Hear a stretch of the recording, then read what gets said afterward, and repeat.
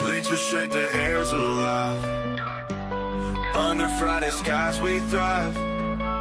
Small town roar, it cracks the night.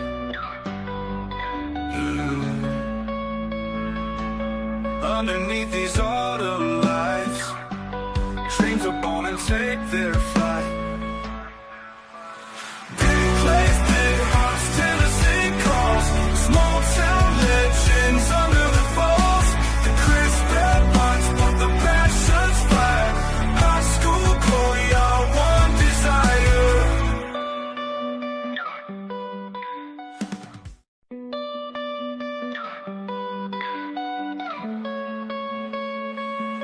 Bleachers shake, the air's alive.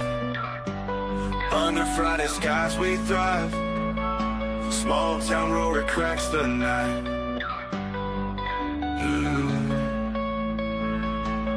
Underneath these autumn lights, dreams are born and take their flight.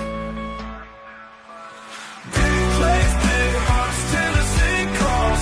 Small town legends under the falls. The crisp headlines, but the passions fly. High school glory, our one desire.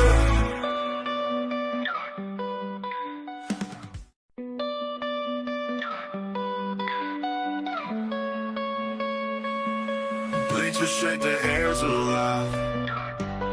Under Friday skies we thrive. Small town roar, it cracks the night.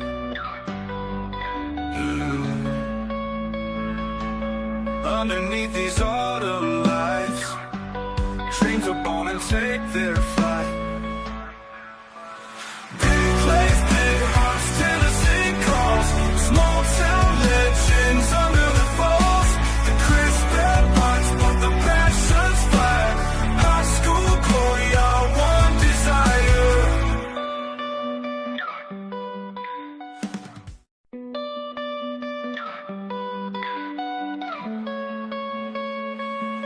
Bleachers shake, the air's alive. Under Friday skies we thrive. Small town roar, it cracks the night. Underneath these autumn lights, dreams are born and take their flight. Big plays, big hearts, Tennessee calls. Small town legends under the falls. The crisp headlines, but the passions fly. High school glory, our one desire.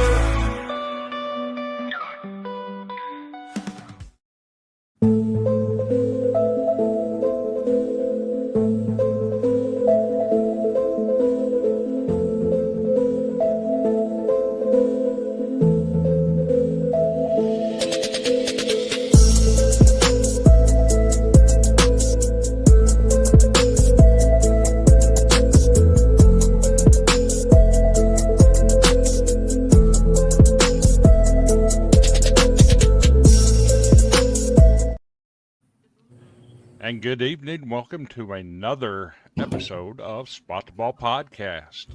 I'm your host, Vandy Chris. And as always, I'm joined by Brandon and Jay.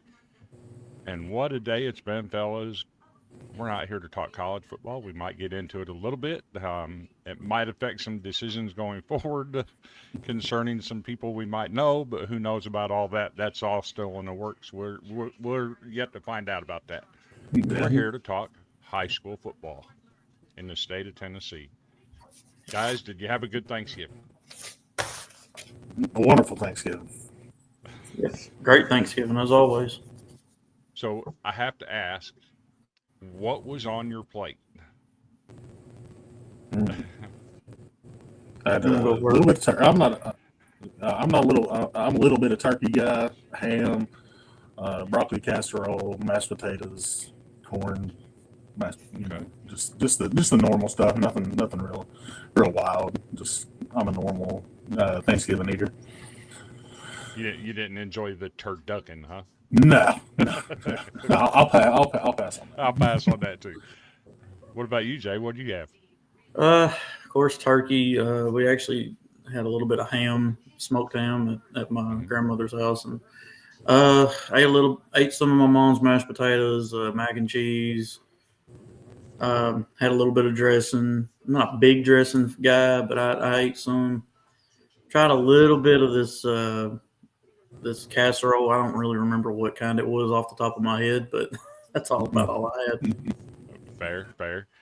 Um, Myself, I just had some turkey, a little bit of ham, mashed potatoes, macaroni and cheese, green bean casserole. That's a staple in our family. Um, and of course, deviled eggs. If I've eaten a dozen of them, I've eaten 2 dozen. Because deviled eggs are my thing. Oh yeah. So, did either one of you get a chance to actually go to games this weekend? I know you did, Brandon. Yeah. Did you get a chance to go to any of the games Friday night, Jay? I did not. I watched them. I didn't. I didn't get to. I didn't get to actually go to them. Gotcha. I was able to watch one that shocked me. Pearl Cone and South Gibson. That was a wild affair.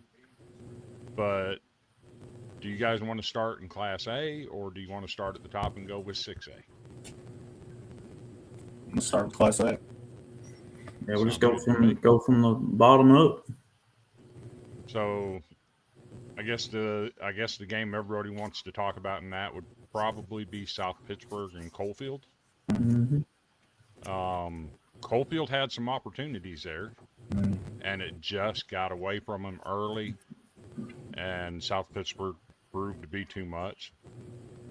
When they fumbled the ball on that deep play in the red zone, you kind of felt bad for them because that was their opportunity to get up quick and kind of put a shock into South Pittsburgh, and it just didn't happen for them. South Pittsburgh was just way too much for them. Yeah, South Pittsburgh is one of those teams that, there's that team in just about every classification that you cannot make a mistake. You have to play the perfect storm, and Coalfield just wasn't able to do that. I mean, they're all everything. Running back Jaden Bunch, you key in on him.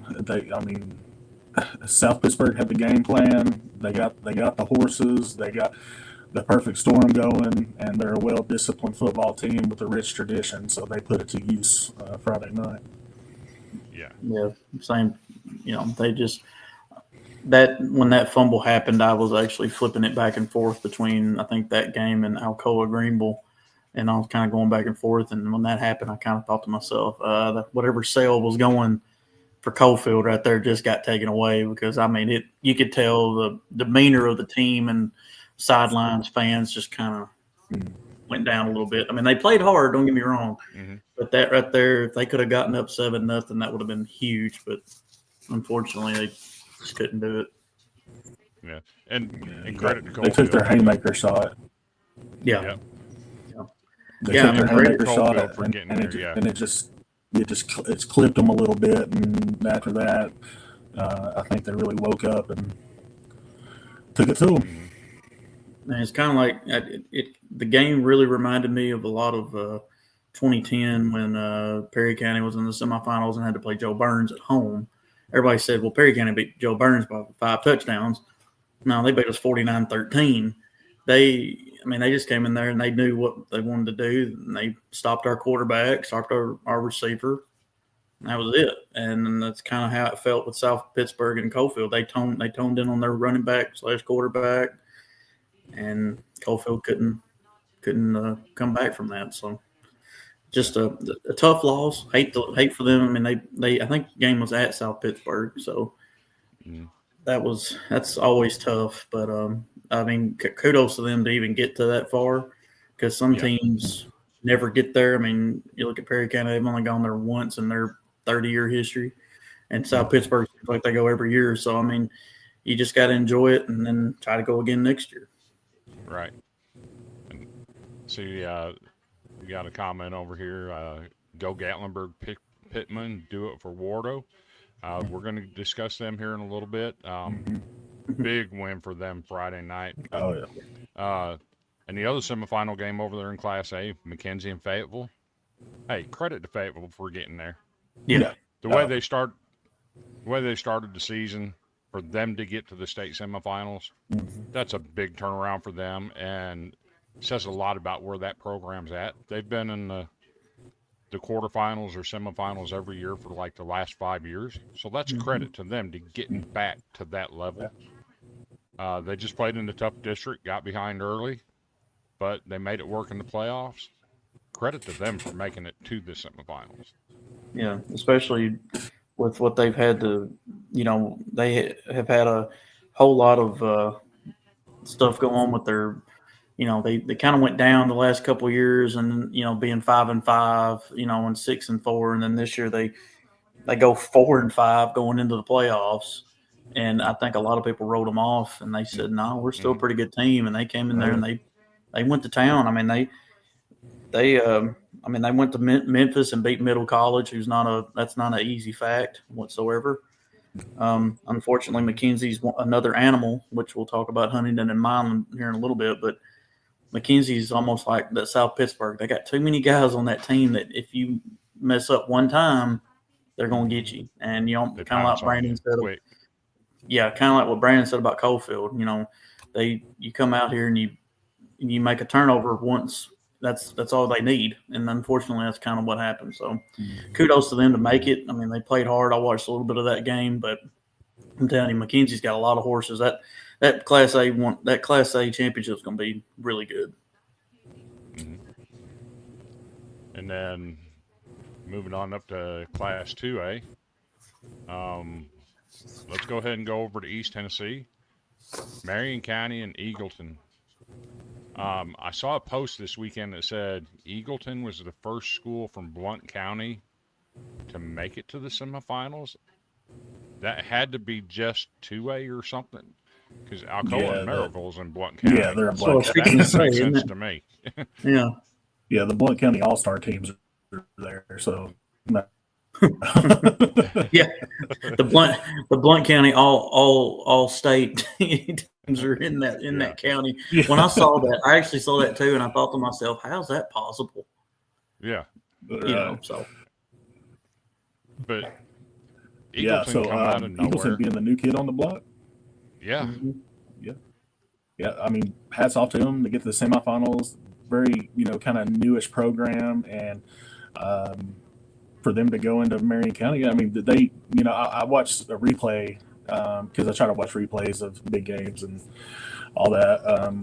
And from what I've seen, Eagleton, they weren't there to back down, and but No. Marion County was just too much on the night, too much experience, too much firepower. They just got it done. yeah, I mean that's the same way with me. I watched a replay of that. I thought about watching it but it's either 21-0 or 22-0. I can't remember what it was at first. I did see where Eagleton scored a couple times before Marion got their last touchdown, where it kind of made it look like, oh, they might be coming back. But like you said, Marion had a little bit too many horses on that wagon, and they just were just a little bit too much. But Eagleton, hey, that's a foundation step. yes, With only being, I think, maybe a 4 or 5 year old program, that's a huge stepping stone. Just in 5 years max, if that's right. I might be wrong, but I'm just going to say 5 years, and you already make it to the semifinals. A lot of good things coming for that program. Oh yeah, absolutely. And then over on the west side, we had, of course, the two big dogs, Huntington and Milan. Yeah, Did that that should have game been a state surprise championship. either of you? That game should have been a state championship game. Yep. I hate to For be that. For Milan to come back the way they did, Mm-hmm. 'cause they were down a lot, and for them to come they back were getting and dominated. 3 touchdowns. put that game right down to the wire, that's a credit to that ball club. Again, Huntington, like you were saying about McKenzie, that's one of them teams that every single year they're loaded and they push their weight around and they get to this level every single year. So credit to Milan for getting there and getting in that spot to make them sweat it out. Yeah, I mean, I didn't realize that Milan beat them. I think it was just I think that was like 33-13 or something the first time. So Huntington had a little bit of revenge on their mind, but Milan didn't go away quietly. I mean, they fought from the start and didn't give up, and they had a chance to go for two, and unfortunately didn't get it. So you Right. know, you got to just tip your hat to Milan, tip your hat to Huntington, and I think that's going to be a whale of a game this Saturday, or this Saturday against Marion County. I think those are two state powerhouses that are football tradition rich, Jasper and Huntington. So that should be a lot of fun. That's one of the games I'm looking forward to. Yeah. Another game I'm looking forward to up here in Class 3A, that Gatlinburg Pittman defense, that is pretty legit. To hold Tyner to, what was it, 23, 21 20 points? points. Yeah, 20 points. To hold that offense to 20 says a lot about Gatlinburg Pittman. And they have some players on offense, too, that can light up a scoreboard with some numbers. Yep. So it's going to be interesting. That was a fun game, back and forth all night, and Gatlinburg Pittman got the job done finally. Yeah, Gatlinburg Pittman's one of those teams, like, they were waiting for, their time to break through, and they finally did it. They've always been a tough out in the playoffs. They've always, but I think they have something really special put together here. And to hold that team that put, 49 up on, or close to 50, it may have been 50 up on Nashville Christian, and had that duel with Jared Curtis. For them to limit that team in the semifinals to 20 points, I mean, that takes a defense. And they got just enough firepower on offense to get the job done. Hats off to the coaching staff there. They really put something together here at GP. Yeah, GP is going to be something. They're definitely going to have to go up against a really good test. Who, looking at the West with Covington and Westview, I mean if you would have told me Westview would have been in a ball game in that on their home turf, I would have called you a liar. Mm-hmm. But that was a back and forth game. That was a tennis match almost. And I think, Gatlinburg Pittman could watch that film, that what Covington did, and really see some things that, hey, we can possibly recreate some of this stuff for Westview and maybe get them in some trouble, because, I mean, it kind of made them look a little human, which they're kids, I get. But, everybody talks about how, Westview's just a robotic team. They're going to beat you 50-0 all the time. No, they're still kids too. So I can see them, the coaches picking and choosing. All right, what are we going to do here defensively, and what could possibly slow them down? So I mean, that's going to be a really good game between them and Westview. But again, that game down in Westview or at Martin was something else. I really was shocked Covington stayed in it, but I also wasn't shocked because Covington does have a very good run tandem, and they did pass the ball pretty well. So what catches me in that Westview and Covington is both times that they played at Martin the last 2 years, they've been really close ball games. Yeah. Both times they played at Covington, Westview's gone in there and blown them out. So I don't know what's going on. I don't know if it's because they're playing on the turf and the speed matches up better with Covington or what that is, but there's something about Covington playing at Westview that brings out the best in them. Yeah. It's one of those. I think it's personally one of those things where you're in the semifinal matchup. There's all this noise surrounding the game. You've already been beat, whatever. Everybody's in your ear. There's less distractions when you're going on the road and you're going into somebody else's house and you have nothing. You're playing with house money. Because everybody's expecting you to lose to this team. Yeah. So you go in there. Why not? Less noise. more fire in your belly. Get it. So Yeah, I mean, I could see that. yeah. So something interesting for me is, okay, Westview's made it to the state championship. They've always been the bridesmaid. Gatlinburg Pittman has always been the bridesmaid in the semifinals, losing to Alcoa. Just, every single year losing to Alcoa. And now these two teams, Westview is the hunted. I wonder if that's going to affect them when they get down to Chattanooga, because that can have an effect.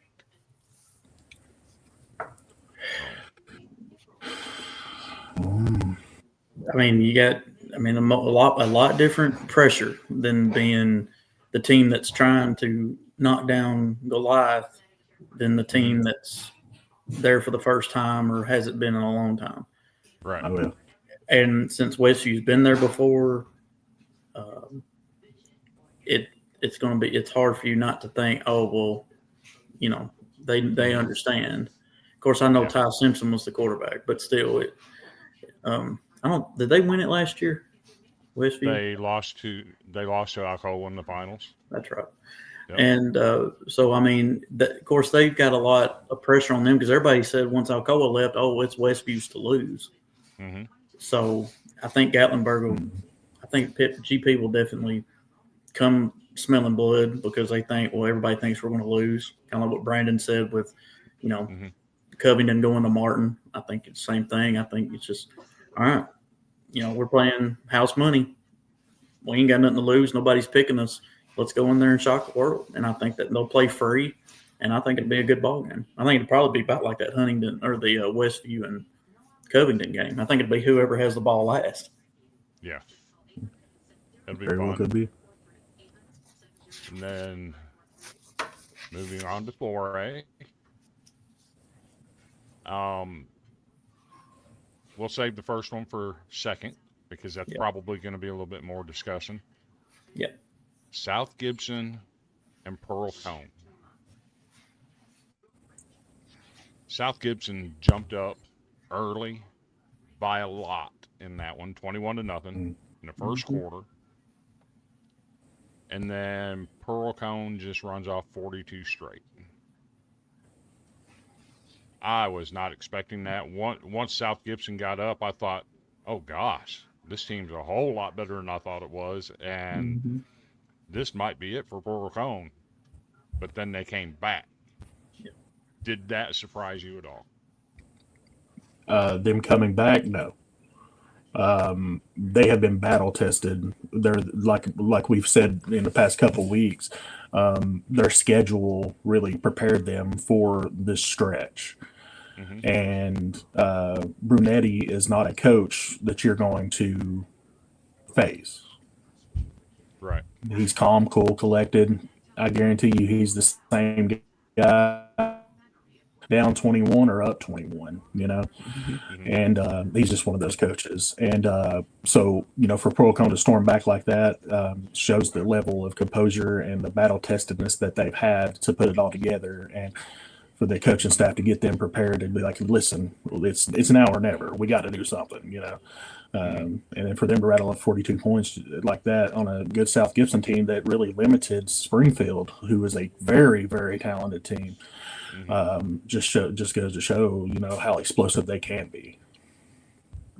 Yeah, it was definitely a shocker for me. I mean, South Gibson having to take that long ride from Medina to literally downtown, almost just north of Nashville, half a mile from downtown. So, I mean, I really didn't think it was going to be much to talk about, but man, I think they show everybody that they're a whole lot better than what people thought. They didn't get a whole lot of talk about them. They come in the playoffs 7-3, and then you rattle off 3 straight and make it to the semis and, go up against the Pearl Cone team who's been there the last 10 years, it seems like. They're always in the semis or in the finals. And I think they really thought they gave everything they got that first quarter, that first 3, those 3 touchdowns. But then it's kind of like their head coach was like, all right, look, we're down 21. Either y'all need to get it back going or it's going to be a blowout.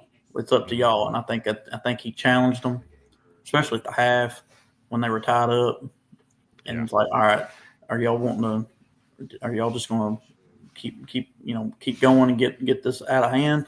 Or are we going to just lay down? And I knew they weren't going to lay down. When Yeah. I watched a little bit of it when it was 21-0, they still didn't act like they were down. Like it seemed like something was coming, and sure enough, right after halftime, bam, just 3 straight touchdowns, and then I think South Gibson made a last touchdown in the fourth, but after that, it was already over with. But credit to South Gibson, the coaches and players, they didn't give up, and Yeah, they came out and threw their best punch. they threw everything but the kitchen sink at them, basically. Pearl took that punch and was able to get it back together, kind of like a first round knockout or knockdown.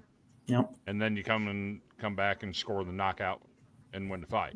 So it was almost Rocky and Ivan Drago going at it. He beat Rocky up bad, but Rocky got the last couple punches. That's how Pearl Cone seemed like to me. I mean, it was just they didn't flinch. So and like Brandon said, their schedule really them to where they are now, playing such tough competition and having to get different types of plays and different types of motivations. I think that really helped them in that game. I think if they didn't have the schedule they had, they were going to be in trouble. Mm-hmm. So, and over on the other side, this one's going to be tough for Brandon to talk about. You had an Alcoa team that had shown some chinks in the armor over the last couple of weeks of the season, had lost to Anderson County, lost the region for the first time in 150 years, it seems like. Since 2014 to CPA. And it just seemed like if there was ever a year, this was going to be it. And Greenville came in there and they legitimately had a chance to do something. And when I saw that score, I was like, oh, God, that's not good. So walk us through it, Brandon. How did that unfold to get that out of hand that quick? It's kind of like I don't know if you guys ever watched The Replacements. Where Shane Falco gives the story about the quicksand. Mm-hmm. You're sitting there, and Greenville got the ball first, come out, tried to establish the run. That's such a well-coached team with tons of talent, and they beat Greenville at their own game. They were physical at the line. They were, shooting gaps the way the way you're taught to.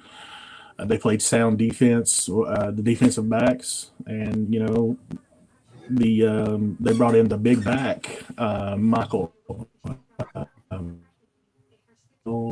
Jones, maybe is his name. Hadn't seen a lot of him all year long, but he made some cuts, did his job, lowered his head, and like I said, it's one of those quicksand things. You get down, and you can't get down against a team that talented and that well coached. And like I said, it snowballed, and Greenville just didn't have it that night. It's tough because Greenville was one of those teams from the opening kickoff at the beginning of the season that everybody thought, hey, Greenville, Anderson County here, whoever wins that game is liable to take Alcoa out this year. And it just, I didn't expect it to unfold the way it did. Yeah, I didn't either. I expected it to be, one of those heavyweight slug it out bouts. But like I said, hats off. That's a machine that they got running up there. They're not 10 straight 3A state championships for a reason, and I think about to collect their first 4A state championship.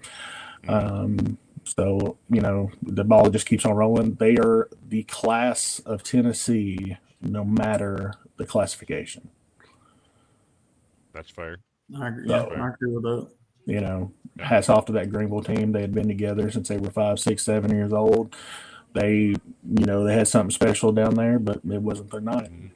And but this team will always live in my heart, as the Right. as the team that I watched grow up with my son and everything. But shout out to Coach Nix and their game plan that they put together, and shout out to those players, man. I will tell y'all that uh, the quarterback, I just had his name in my head. Anyway, he's every bit as advertised. Manu, yeah, Okay. Manu, yeah. Mono. He's Yeah. every bit as advertised. Calm, cool, collected. Beautiful release. Beautiful deep ball. I mean, he ran a little bit more against Greenville than that we had really seen all year. But he was every bit as advertised. Okay. Yeah, I mean, I think like your son and the boys that we had, all three of those guys, I feel like were you could tell they were confident. Mm-hmm. Like they weren't cocky. They weren't like, oh, we're going to beat them, blah blah blah. They were like, no, we're ready to compete against the best, and that's what they ended up doing. And I feel for them, especially Anderson guy who's a senior, and he just played his last game in a Greenville shirt or uniform rather, and but I think Greenville's still got a lot of stuff going for them. They've still got a lot of good kids around there. I know they're still going to be up there, but now the bar is raised a little bit because you got Alcoa, unfortunately. Mm-hmm. So I think playing them this year, and everybody that comes back next year, that's going to be a little bit of motivation. Like, all right, how are we going to beat Alcoa? And so I think that's a good stepping stone for them, even though Greenville's still a very established program already in their own right. But once you bring in a 10-time, possibly 11-time state champion, and consecutively, that's just a whole different bar that nobody knows how to mess with, unfortunately. So, but kudos to Greenville. I mean, I really enjoyed watching them the last couple of weeks, ever since I know you a little bit, Brandon, and the guys that we had last week. So it was a lot of fun watching them. So for sure. I really haven't paid attention. Is Caden Baugh back next year? I believe that's his name. Your quarterback. No, he's a senior. Yeah, he's senior. No. I wasn't he's a sure senior. about that. I wanted to ask. Yeah, it was a battle between two Mr. Football finalists. Okay. And you know who didn't become a finalist that I'm very shocked at? Who's My that? man Funk from Jefferson County. I mean, Jefferson Street, sorry. Pearl Cone, Yeah. Funk. I'm shocked. I mean, they got Upperman, Brandon Chafin, which I'm sure he's amazing. Nothing against him whatsoever. It just kind of threw me off. I was looking at the finalists just now, and I was like, where's our man Funk? Yeah. But, oh, well. Congrats to Chafin and those three guys. And,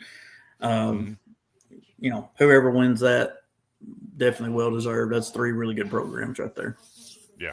Oh, And yeah. then over in 5A, they probably had to call the fire department out to put out the heat that was coming out of Sevierville because that offense was hot and on fire all night long. What did you think about the way they handled Knoxville Halls? Knox Halls is another team. I can't remember their record. I think they finished 8-5 coming into this one, if I'm not mistaken. Yeah, so they were 5-5 coming into the playoffs, and team that got hot right time. But I think they ran into the buzzsaw, the defending state champions, and Cooper Newman and that offense that he orchestrates. And, they got a heck of a defense down there. I've seen some good highlights from Halls and everything, but don't seem that they could consistently put it together. And, that if you let that team get hot, and that I think it's Bryson Hedrick, number 0, the receiver from that he's like the little engine that could. That boy does not stop. at all. No. There is no off button. Like the Energizer Bunny, just going and going and going. Oh yeah. Yeah, that was a they. I mean, I kind of knew that they were better overall, team speed and everything better than Halls technically, but I Mhm. really didn't think it was going to be like that. I really didn't think they were going to just do almost anything they wanted. But man, I'll tell you what, Sevier County, that's going to be. I mean, it's them and Page again. We'll get in Page in a minute, but that's going to be a really good game against a really good defense and a really good offense. Mhm. And with Page, they kind of found themselves in the battle for a little while. They pulled away late, Mhm. but were you surprised that Centennial hung with them as long as they did? If you go by what happened during the season, no. But I really feel like Page was the better overall team, but you're also playing a team that's 2 miles from you. Mm-hmm. So I mean, I think Centennial came in there. Again, we'll say it again. We need to have a poster of this, but playing with house money. They came in there ready to go, and Page might have thought, well, we wore them out earlier in the year. We'll do it again. And I'm not saying they did. I'm just saying overall, it could have been that way. And Centennial just had a little bit better first half, but Page recouped in the second half and did what they were supposed to do. But Centennial, I don't think anybody thought they'd go to Memphis and beat Memphis Central at Memphis Central, and then go to Paris, not France, but Henry County, and beat the Patriots like they did, and then have basically 3 good quarters with Page. So hats off to them. I hope they are. I don't know what their roster looks like, but if they're a young team, I'm watching out for Centennial next year. Yeah. That'll be a scary team. Good team to look out for. Yep. Very solid. Yep. I was a little bit surprised they hung with them the way I thought Page would just go in there and just handle business from the opening kick. But credit to Centennial for sticking around and making it a ball game. But there was another game in Williamson County, right down the road, same town. Yeah, I was fixing to say in 6A, that might have been the state championship game in 6A, if we're being honest, because Ravenwood and Southwind put on an absolute show. And if you were at that ball game, you got your money's worth, because there was talent everywhere and it showed. Now there was D1 talent. I mean, the quarterback for Southwind's commit to Austin P, and I know there was other guys defensively, wide receivers and running backs that have been getting looks from Ravenwood too. So that's one game I didn't get to watch all of. I got to watch the last few minutes of it, and then whatever came on Channel 4 after that. But the Nashville channel here. So other than that, I didn't get to. But it seemed like from the stats wise, it wasn't as high scoring as a lot of people thought. But both defenses played really good.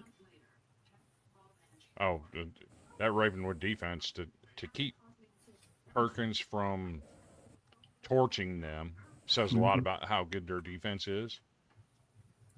But, like I said, those two teams put on an absolute show that was well worth the money. 28-25, your final, 3 points separating them. That could possibly be the state championship. But that Ravenwood team is absolutely loaded with talent across both lines, in the secondary and the wide receiver core, the quarterback. It's everybody is just and well coached. Yes. And the environment at Ravenwood is, I think it's second to none. If I'm being honest, I've been there. That's an experience if you haven't got to see it yet. Yeah. I mean, it's definitely more, them and any of those teams in Williamson County. They have, top-notch facilities, top-notch talent. It's definitely a factory. It might not be Blount County good factory, but it's definitely a factory of college talent and making it to seems like the 6A state championship almost every other year. Mhm.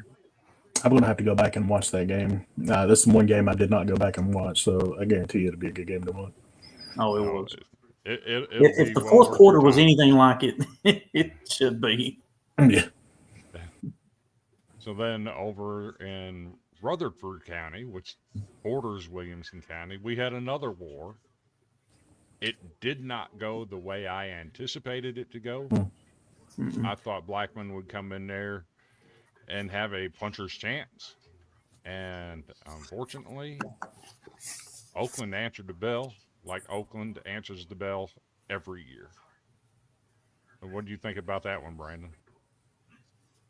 So what I watched a little bit of that, and I think Blackman had every bit of confidence that they should have after treating Maryville the way that they treated them, and all that. But you go into Oakland, you better be ready to play, and Oakland treated them like their little brother.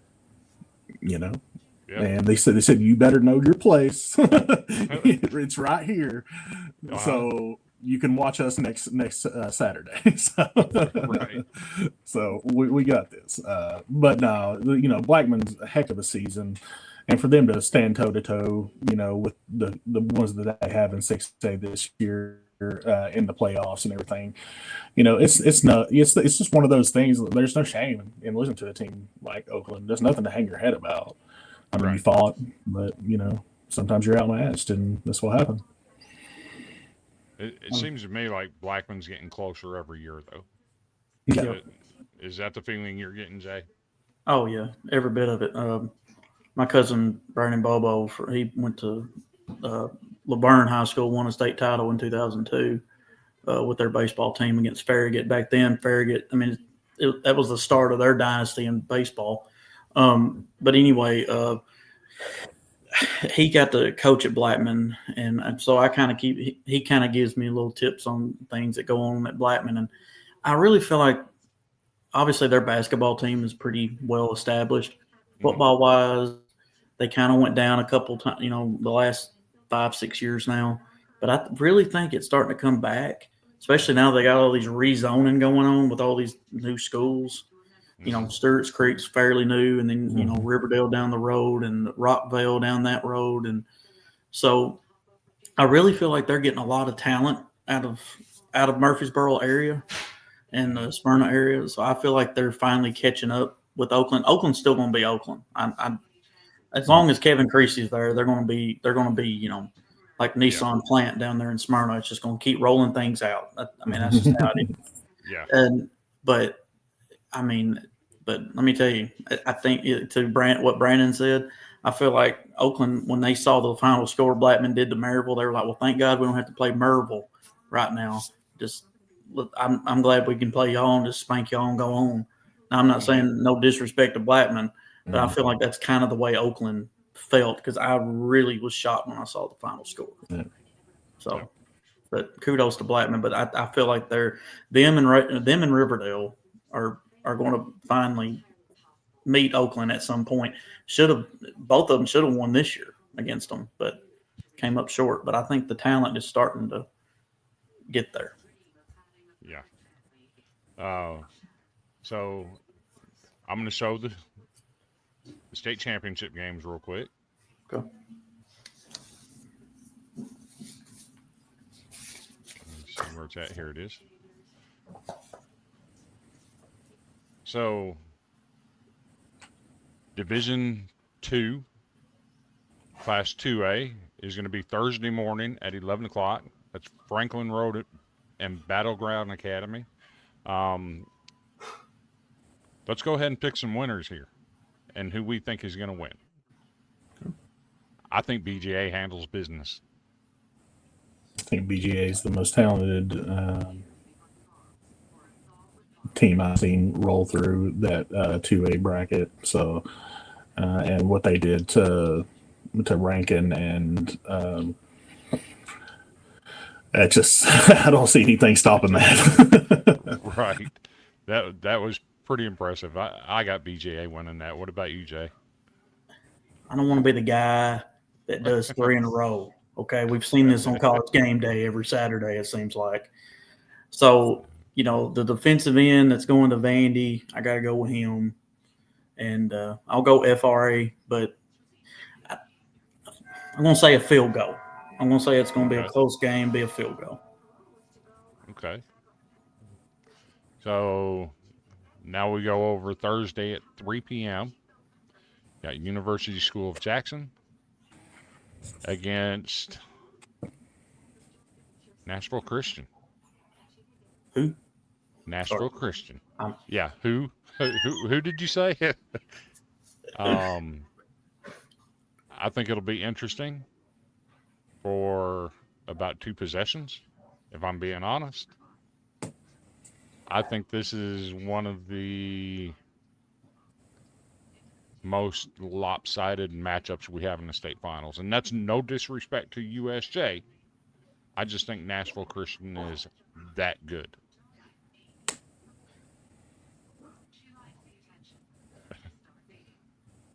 Okay, yeah. I'll take Nashville Christian. Too much talent. Credit to USJ for getting there. Silver ball's not bad. Yeah, It is not. it's. I mean, again, 2-0. Am I going to be the one that does 3 or go the other way? You do know that USJ used to be called Old Hickory High School, right? Yeah. Okay, I'm just making sure y'all figure that. I mean, I know my history when it comes to stuff. Right. But anyway, I just don't think Andrew Jackson can help him out any right here. I feel like Nashville Christian, again, like y'all said, just too much talent.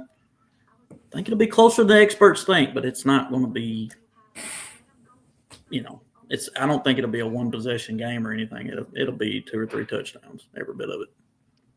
So Matt Overton says BGA will be extra motivated after losing to Franklin Road Academy in the regular season. Yep. So that's interesting. That's the only reason why I picked them, is because they won in the season.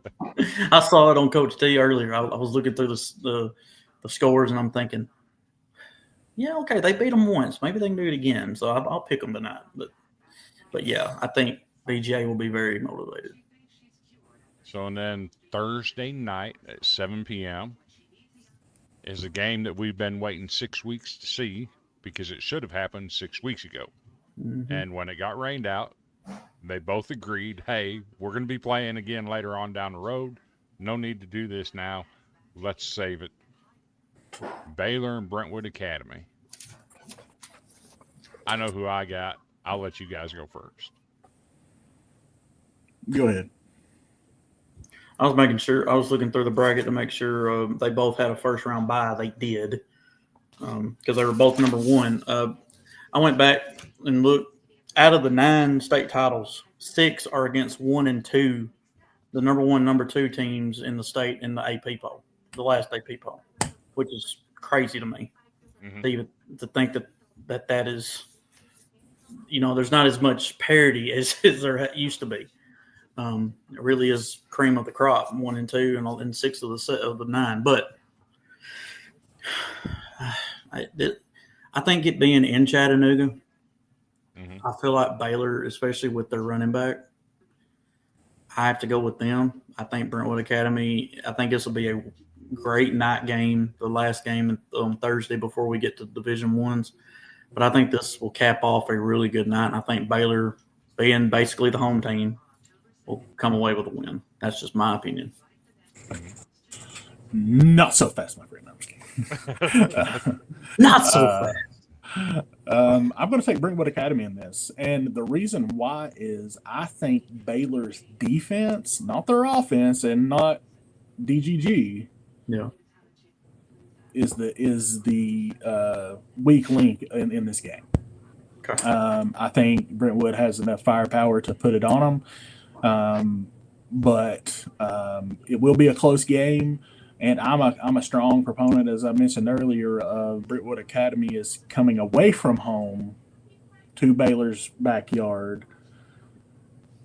Baylor gets to stay at home and listen to all the noise, and Brentwood Academy comes into town, and I think they take out Baylor to win the AAA state title. So 2 years ago, Baylor went into the state championship game with a whole different style of offense. They were led by current Vanderbilt backup quarterback Whit Muschamp, and they threw the ball around the yard a lot. Mm-hmm. That's not what they do now. It took me a year to redesign the offense. McCauley came in there last year and treated him like little brother, like they so often have. And McCauley stepped up to the plate. Well, this team is different. It's led by a running back, David Gabriel Georges, who's from Canada and speaks fluent French. In fact, French is his dominant speech. Wow. This kid is like no other talent I've ever seen in this state. And that's saying a lot because people like Jalen Hurd have come from here. When I say he's the best I've ever seen, he's easily the best I've ever seen. This kid is special. And for him to do what he did against McCauley, I don't think Brentwood Academy's offense can keep up with that. I'm taking Baylor at home to hold serve. All right. So It should be fun. That's our Thursday games. Let's go into Friday, 11 a.m. Class 3A, the one that everybody had pegged to be played this year. Gatlinburg Pittman and Martin Westview. You want to go first, Brandon? Yeah, sure. I'm going to pick the upset here, and I'm going to go with GP. Not just because they're the east side of the state or anything like that, but I think that they have a defense that can slow Westview down enough to get the job done. I think they can put pressure on Simpson. I think, Asa Barnes is one of those guys you're going to have to know where he is on the field at all times and, play that way. But I'm gonna take GP. I think they're finally breaking out of the shadow of Alcoa, and I think they're going to take full advantage. This was probably one of the harder picks in my mind when I was looking at it earlier, just because GP, they're finally here, because they've been in Alcoa's shadow for God knows how long, and Westview went there last year, lost to Alcoa, so they've got revenge. Not revenge, but you know what I mean. So it's so hard to pick against them. I have to go with Westview. I think GP will stay with them. I think GP it'll probably be a back and forth affair. But just something about Simpson and Barnes, that tandem to me, I feel like it don't matter how many times you double or triple team them, no matter how many times you have a guy, hawking on Simpson. I just feel like they have so much talent around them that we don't even know the names of that will help them out. And I think they'll squeak by and get a win over GP. I'm not saying GP. I don't think GP can't win. I think they can, but just for a pick wise, I have to go with Westview and Simpson. So, and this is where the surprise come in. I've said all year long Westview was the best team in Class 3A. However, I do think that being the hunted in the state championship game absolutely has an effect on the way Westview comes into that game and plays, because it's different being the hunted versus the hunter. Correct. GP has never been the hunted, and they've not been to this level yet. So they're coming in here playing with house money against a team that has all of the pressure. I'm taking Gatlinburg Pittman in the upset. Can definitely see it. which is a good start to our Friday games because then we move to 3 p.m. with South Pittsburgh and McKenzie, the heavyweight fight in Class 1A. I can go first. I'm taking South Pittsburgh by 3 touchdowns. They're that good. Mm. And I'll let you guys go with your picks. I don't know what else to say other than I think they're that good. They go in here and dominate this game. This is what they do. I'll let you go. Yeah. Okay. Since McKenzie's a region team, how they're in Perry County's region, I'll never know. Of course, I used to say the same thing about Greenfield and Trinity Christian and Fayette Academy back in the 90s. So, same thing. It really kind of threw me off seeing Richland play with them. Now, I'm nothing against Richland. I was just kind of stunned that McKenzie was in that situation. But you got two teams here in the last 5, 6 years. They've been to Chattanooga or been to Murfreesboro, whichever. I know it's been Chattanooga, 3, 4 years now, I guess. So, I mean, they've been there, done that. But I just feel like, to me, South Pittsburgh's got too many weapons. And I would say the same thing about McKenzie. But I just don't think they have as many weapons as South Pitt. So I got to go with the Pirates and go back to back. Yeah, let's fire that cannon. I'm going South Pittsburgh. I think they're the class of 1A. They are the hunted, but they're used to being the hunted. Used to it. So yeah, give me South Pittsburgh. McKenzie hangs tight. I think South Pitt's just too much in the end. And then we go to the 5A. This is another game that everybody has been expecting to see all year long. They've been 1 and 2 in the polls all year long. 7 p.m. Class 5A, Sevier County and Page.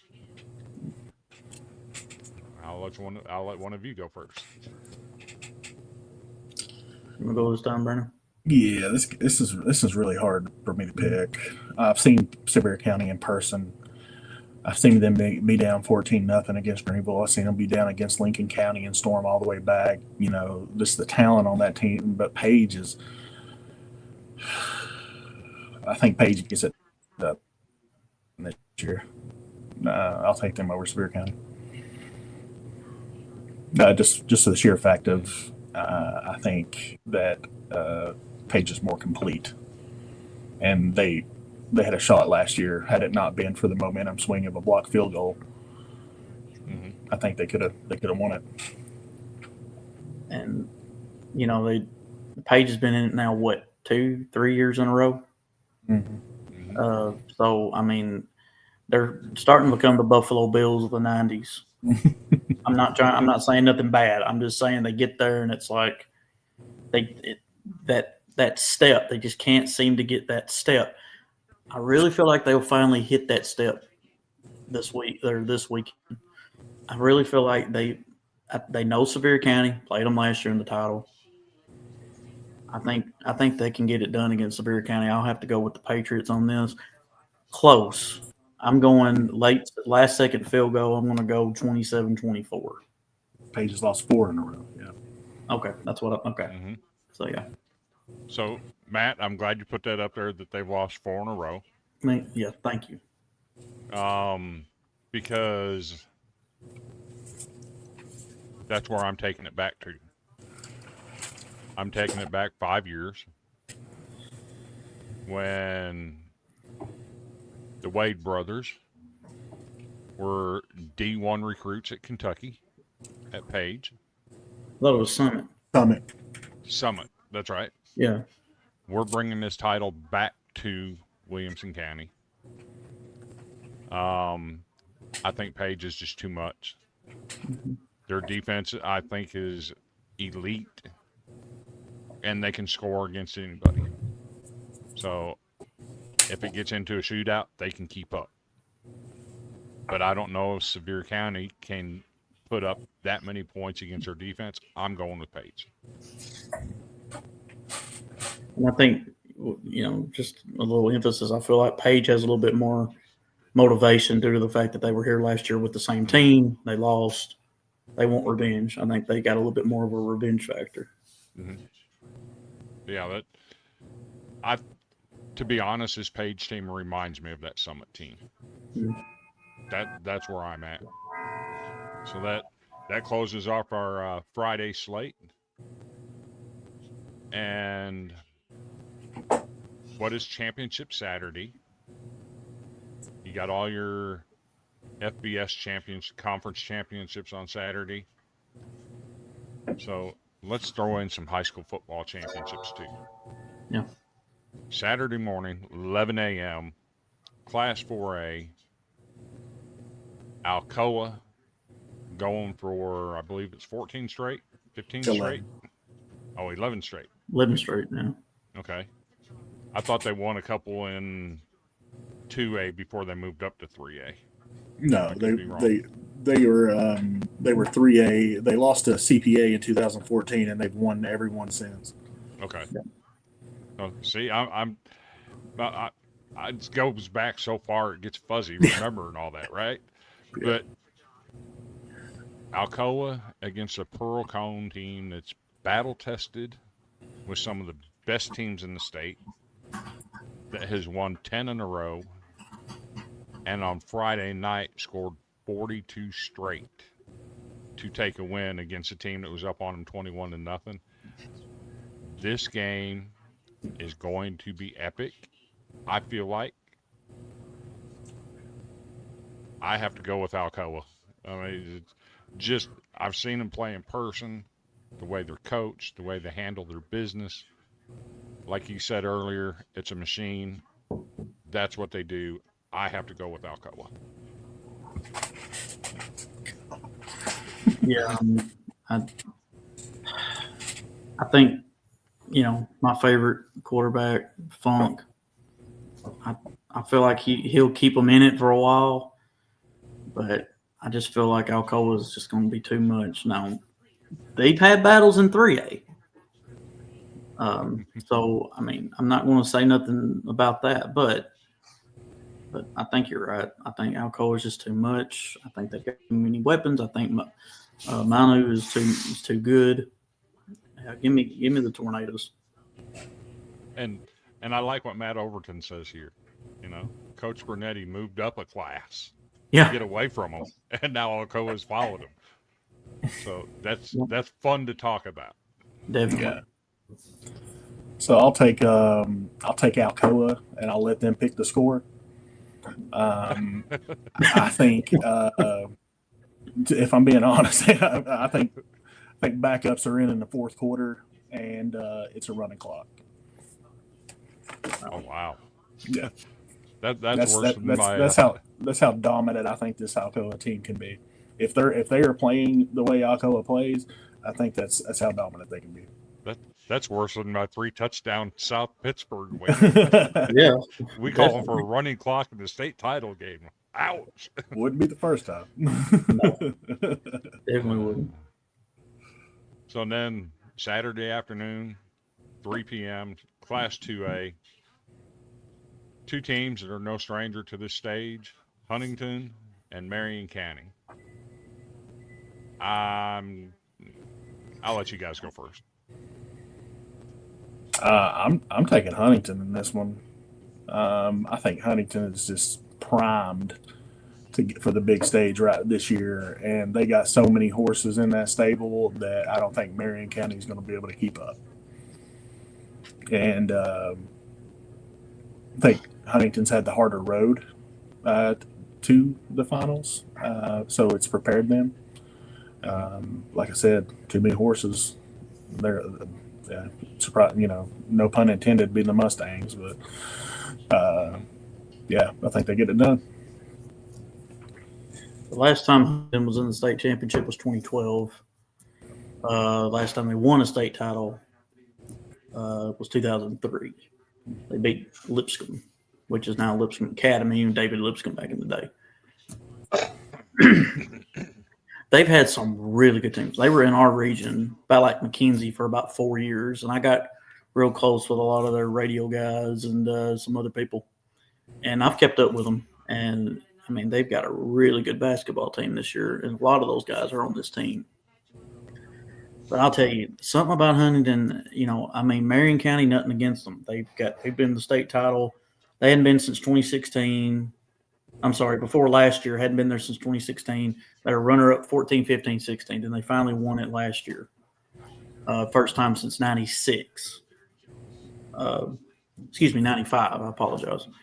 I think this is going to be close, but I think we're going to party like it's 2003. I feel like Huntington's going to get the win. So I'm going to go a little bit different. I think Marion County pulls an upset here. Yeah. It just sometimes you got to go with it. I just call it a gut feeling. Yeah. And I have a gut feeling that Marion County just shocks the world and pulls the upset here. I can't explain it. I just feel that. Would you call it an upset since they're the reigning state champs? Yeah. This is true. Just saying. That's a fair point. I don't know. I mean, I'm being devil's advocate here. Right. But I mean, if you want to go, yeah. If you want to go talent for talent, I can definitely see it being a quote unquote upset. But I don't know. I think if it's an upset, it'd be Huntington because Jasper's only got to drive how far from there to Chattanooga. This is fair. So, and then Huntington's driving 3.5 or more. But yeah, I'm going to take Marion County in this one. I just have a gut feeling they get it done. Yeah. I'm good with that.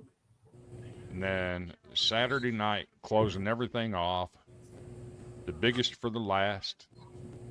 Some could argue that would be Brentwood Academy and Baylor, but Class 6A, Oakland and Ravenwood. I think they've been on a collision course all year long. Mm-hmm.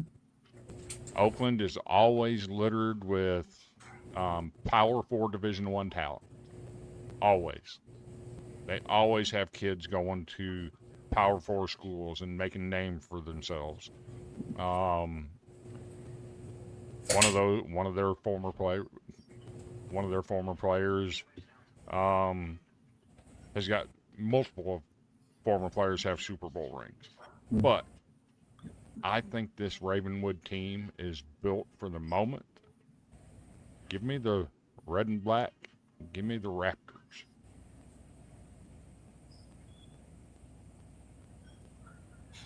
I'll go next. My uncle, I had an uncle pass away 2012. Name was Roger Bobo. Not 2012, sorry, 2014. He worked at Nissan for years, and he played at Columbia Central. And back then, they played Murfreesboro Central, who was Riverdale and Oakland. Now they split, and that's what happened. Oakland, to me, feels like what Murfreesboro Central used to be. Nothing against Riverdale. I think they've kind of taken a back seat a little bit. Now they're coming back, but Oakland's just been up here for 15 years. I feel like ever since I got out of high school, they've just been the dominant team. Ravenwood has had some really good teams, some really high-profile guys as well. I know they had the tight end that went to Alabama a couple years ago, and they've had some really good talent. Got talent on this team as well. It's kind of like picking against Alcoa. You just can't do it. I have to go with Oakland. I feel like the Patriots have a little bit too much. I feel like it's definitely going to come down to last second. Now, if Oakland plays like that against Green Hill, it might get ugly. But if they play like they did last week against Blackman, and basically the rest of the other games they played, I think they'll be okay. But give me the Patriots. Yeah, so the way I look at this is two uber talented teams, of course. Same way you mentioned, Jay, Oakland is like Alcoa of 6A.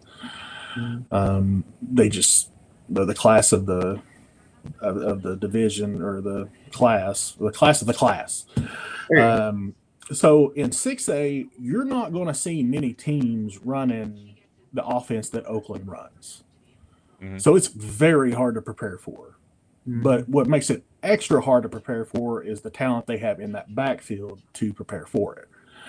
So I can't go against Oakland. Ravenwood. I think it's going to be a tight knit ball game, but I just think the experience and Oakland's talent wins out. Okay. So that's interesting. And just because it seems like the right thing to do, we've talked about all these teams making it to the finals. I want to show all of their logos, Mm-hmm. and so everybody gets a fair opportunity. There's all of the logos in alphabetical order: Alcoa, BGA, Baylor, Brentwood Academy, Franklin Road Academy, Gatlinburg Pittman. You want to take the next row?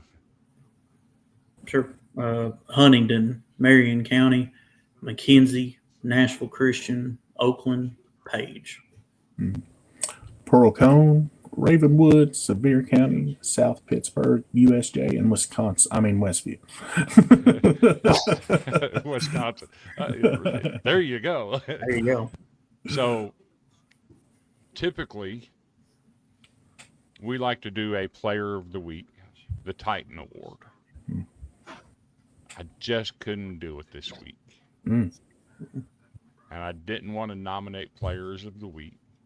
I wanted to do something a little bit different. I didn't even run this by my crew here to see what their opinion was. But I think when you see it, you're going to like what I've done here. I'm going to share my screen. Let's talk about everybody. The Mr. Football finalists. Mm-hmm. I think that's the only way you can do it. And I think next week, after the finalists are announced, we'll do the same thing and probably have a graphic for each one of them. But let's take a look at who these nominees are. I can read them all off if it's too hard for y'all. I don't mind. Are you okay? Can you all see that, or do you need it bigger? Oh, yeah, I can see it. Yeah. Okay. So we'll take turns. I'll take Class 1A. Mr. Cole Brown, McKenzie High School. Jaden Bunch, Coalfield High School. And Dayon Cooper from South Pittsburgh. Class 2A, Zach Groves of East Robertson High up in Cross Plains. Andrew Johnson from Fairleigh High School in Memphis. And Jaden Pete from Milan High School over in Gibson County, I think. Okay. All right. Class 3A, Thomas Hefner from Melrose, Quincy Mitchell Forest, and Graham Simpson from Westview. Okay. And Class 4A, Mr. Caden Baugh, Greenville High School. Brosden Chafin, Upperman High School. And Thomas Manu from Alcoa High School. Class 5A, we got Caden Long from Knoxville Central, Cooper Newman from Sevier County, and Tay Starks from Munford. All right. 6A, we got Andre Adams from Antioch, Kellen Perkins from Southwind, and Craig Tutt from Oakland. And then moving to our Division 2, Class A, Mr. Jared Curtis, Nashville Christian School. My favorite name, Mr. Nix Fullen from Tipton Rosemark Academy.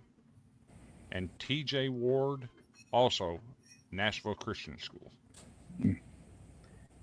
All right, Class AA in Division 2, we got David Green Jr. from Boyd Buchanan, Caden Marable from Battleground Academy, and Shavar Young from Webb School of Knoxville or Knoxville Webb.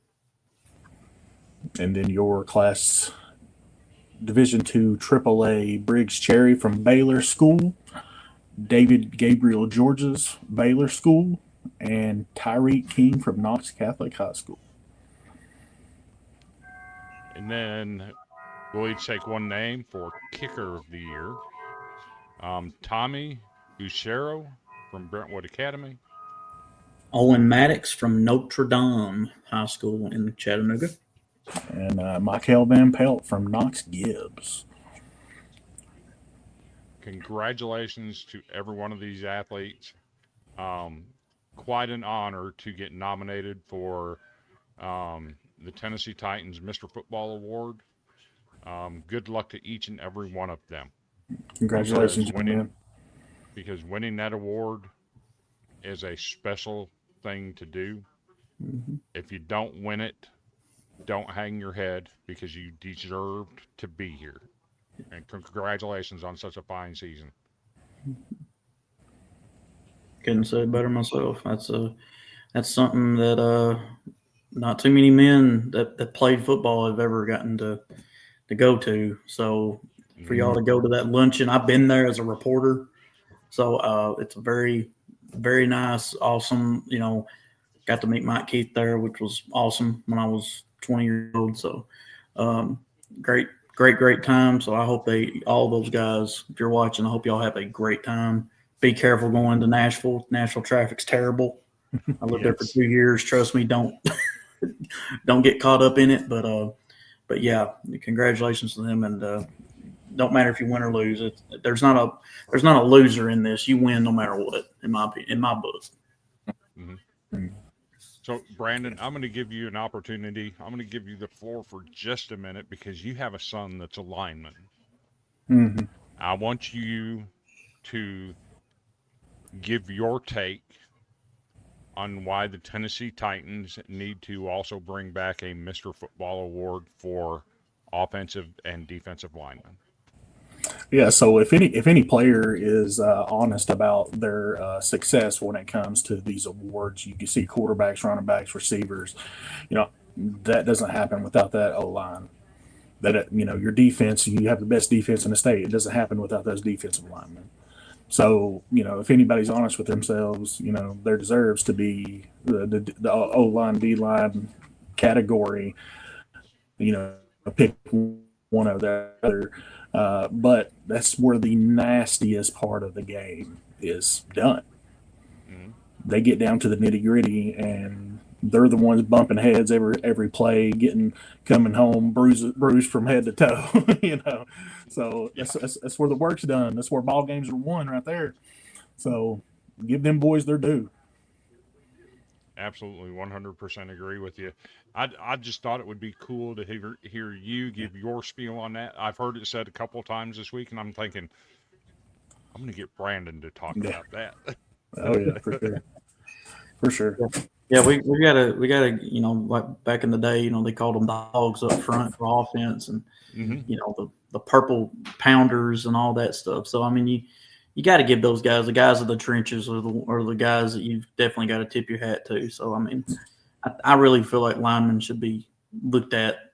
That award needs to come back. I really do. Oh yeah. But other than that, I don't have anything else for tonight.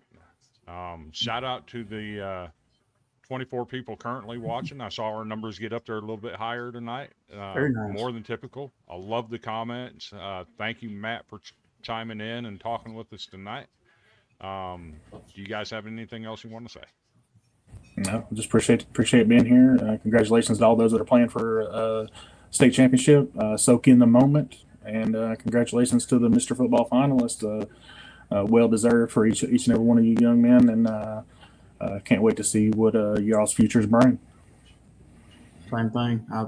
Congratulations to everybody in the Mr. Football Awards semifinals and finalists, and also congrats to everybody going to state championship, and good luck to everybody. And all you got to do, just go out there and play your best, play as hard as you can, and that's all you can do. Yep. And I'm going to echo these guys. good luck to all the finalists for Mr. Football. May the best man win, regardless of who it is.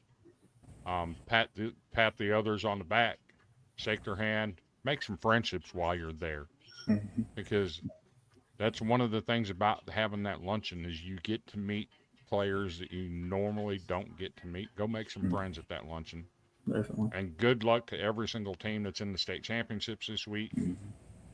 We've tried not to show favoritism.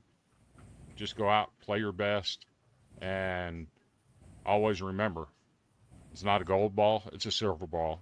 There's nothing wrong with silver. We all want the gold, but silver's just as costly. And with that, we'll see you next Sunday with the state championship recaps and all the graphics for the Mr. Football Award winners. Until then, y'all have a great week, and God bless.